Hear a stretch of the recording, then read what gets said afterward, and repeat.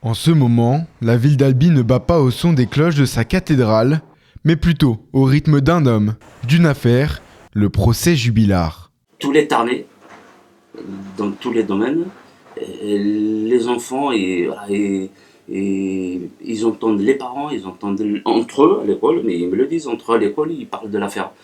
C'est-à-dire, cet impact, il est tellement fort que tout le monde connaît cette histoire-là. L'histoire, celle des Jubilard, un couple marié depuis 7 ans et dont la femme, Delphine, a disparu dans la nuit du 15 au 16 décembre 2020. Depuis, aucun corps, aucune preuve.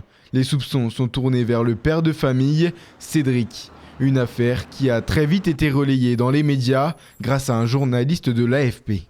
Des faits divers comme ça, il en arrive tous les jours en fait, partout. Mais sauf que celui-ci a pris de l'ampleur parce qu'à ce moment-là, il ne se passait rien. Et il a commencé un peu sur son temps libre à creuser la piste. Il allait faire les trajets montre en main pour voir si Cédric avait pu déplacer la voiture, tout ça. Il a tout fait. Et en fait, c'est ça, je pense, qui a donné un peu d'ampleur médiatique à ce procès, quoi. Mais après 5 ans, l'intrigue reste toujours ouverte. Les médias et la population s'interrogent. Et cela fait bien sûr parler. À la base, c'est une affaire assez banale. Hélas, des féminicides, comme on le suppose ici, il y en a plus d'une centaine par an. Ce qui fait que c'est une affaire qui sort de l'ordinaire, c'est qu'on n'ait pas retrouvé le corps. Ce qui n'est pas unique dans l'histoire judiciaire, mais quand même très particulier. Et que le principal accusé, le seul, est en détention depuis 4 ans et demi, qui n'a jamais craqué. Cédric Jubilard, un peintre plaquiste à son compte, est un homme particulier, ce qui en fait une affaire difficile à couvrir pour les médias. Pour cette journaliste à TF1, il ne faut surtout pas tirer des conclusions hâtives. Chaque fois, on se pose toujours la question de est-ce que j'ai le droit de dire ça ? Est-ce que ça se pose forcément pour tous les procès, mais est-ce que j'ai le droit de le dire ? Comment est-ce que je dois le dire ? Donc en fait, j'emploie à chaque fois que du conditionnel parce que pour l'instant, il est présumé innocent. Et il faut aussi faire attention aux termes. Je sais qu'hier, par exemple, j'ai dit l'amant meurtrier. Voilà, on m'a plutôt conseillé d'éviter ce genre de mots parce que ça peut porter à confusion. En plus, c'est des directs, c'est 50 secondes, il faut que ça aille vite, il faut que ça soit percutant. Il ne faut pas qu'on puisse se méprendre sur des mots. 300 journalistes accrédités, plus d'une soixantaine de médias.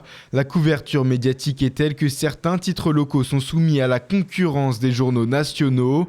Mais ce procès intéresse tellement que les audiences augmentent chaque jour, notamment à France 3 Occitanie. Ils ont constaté des pics sur tous les articles qui sont liés à l'affaire. En télévision, on n'a pas les retours aussi rapidement. Mais c'est sûr que ça fait vendre du papier, ça fait des consultations sur Internet. C'est évident que les gens sont friands. Il n'y a qu'à voir la queue le matin des gens qui viennent. Là, j'entendais à 2h du matin, il y avait déjà, alors c'était pas très nombreux, mais il y avait quand même quelques personnes à 2h du matin. Ça y est, il y a des gens qui viennent. Parce qu'ils ont l'impression de suivre en direct une série de télé qui évolue, en direct et en vrai. Même pour les dessinateurs, la tâche devient compliquée. Leur accès au tribunal est réduit, leur dessin est moins précis et pourtant, l'émotion doit toujours être ressentie. On a les gens que de dos. Donc il faut qu'on essaye d'étirer une forme de, comment le dire, essayer de faire quelque chose de significatif avec une personne, avec une silhouette de dos. Donc essayer de marquer un peu la silhouette, comment elle se tient, ça détermine un peu le type de discours que la personne est en train de tenir. Le verdict sera rendu le 17 octobre prochain, un procès qui restera au cœur de la médiatisation des affaires judiciaires.